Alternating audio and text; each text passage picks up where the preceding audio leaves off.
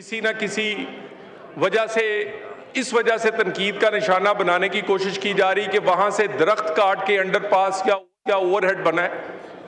जनाब स्पीकर, मैं यहां पर जिम्मेदार होने की हैसियत से किसी भी इंफ्रास्ट्रक्चर का प्रोजेक्ट जो इस्लामाबाद में पिछले 1.5 साल से इस हुकूमत के दौरान हुआ है, मैं हर प्रोजेक्ट पर पार्लियामेंटेरियंस को भी दावत देता हूं और अपने सहाफ़ियों को भी दावत देता हूं कि ऑन ग्राउंड हम ब्रीफिंग देंगे और हम अपने जो फैक्ट्स हैं उसको, जो टेक्नोलॉजी से वेरीफाइड चीज़ें हैं, वो स्पार्को है, वो हमारी बाकी इमेजरी है और इंटरनेशनल स्टैंडर्ड से जिस तरह काउंट किया जाता है कि ग्रीन एरिया कितना था, अगर कोई दरख्त हटाया गया है तो उसकी जगह 4 टाइम से ज़्यादा बड़े दरख्त वहाँ पे लगाए गए।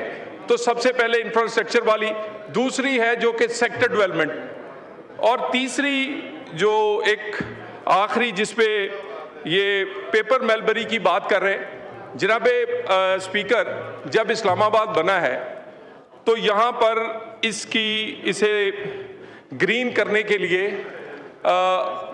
बाई एयर सीडिंग की गई और बहुत सारे इस तरह के जो दरख्त थे वो यहाँ आहिस्ता आहिस्ता उगते रहे। लेकिन टाइम के साथ साथ ये कुछ ऐसे स्पीशीज थी, कुछ ऐसी इकसाम थी जिस पे ये साबित हुआ कि ये मुज़र सेहत है, एलर्जी और बाकी चीज़ें क्रिएट करते हैं।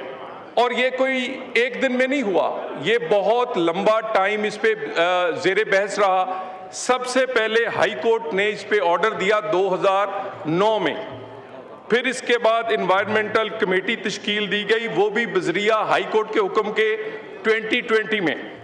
फिर उसके बाद दोबारा इसकी पब्लिक हियरिंग की गई और उस पब्लिक हियरिंग को ये 10/7/2023 को अखबार इश्तिहार के बाद एक प्रॉपर पब्लिक हियरिंग की गई जिसमें इसके माहिरीन शामिल थे जो फॉरेस्ट्री के थे, इसमें आम जो हमारे इस्लामाबाद के लोग शामिल थे। उसके बाद सुप्रीम कोर्ट का फैसला 2024 में आया। फिर इसके बाद ये दरख्त जो हटाए गए हैं, ये इनका पूरा सर्वे कंडक्ट किया गया। इसी दौरान एक दफ़ा फिर सो मोटो हुआ था कि शायद इन दरख्तों की बजाय, इस ख़ास किस्म की बजाय कोई दूसरे दरख्त हटाए जा रहे हैं। सुप्रीम कोर्ट ने एक कमेटी बनाई जिसमें 2 माहिरीन ऐसे शामिल थे जो कि जंगलात के माहिरीन समझे जाते थे। उनकी रिपोर्ट कई हफ्तों बाद आई और उस रिपोर्ट्स की रोशनी में मजीद इसको बेहतर बनाया गया और उसमें भी ये साबित हुआ कि इन दरख्तों के अलावा दूसरे दरख्त नहीं हटाए गए। उसके बाद एक प्रोसेस SOP वाजे हुआ जिसमें पहले सर्वे करते हैं, दरख्तों के नंबर लगाते हैं, दरख्तों की काइंड और उस पर वो सारा, और ये पब्लिक हियरिंग के बाद, और उसके बाद हटाया जाता है। 29,115 दरख्त हटाए गए, 40,000 दरख्त 8 से 10 फुट से जायद बड़े कद के दरख्त लगाए गए हैं। बाकी दरख्त जो है, क्योंकि कई इकसाम की शजरकारी जो है वो उसका मौसम अगले 1-1.5 महीने बाद है, 30 मार्च पर 60,000 मजीद दरख्त इन्हीं जगहों पे लगाए जाएंगे। और इस पे मैं दोबारा कह दूं कि स्पार्को की इमेजरी हो, गूगल मैप्स, और इसकी एक पूरी एक तरीकाकार है जिसको NDVI कहते हैं। ये एक इंटरनेशनल तरीकाकार है NDVI।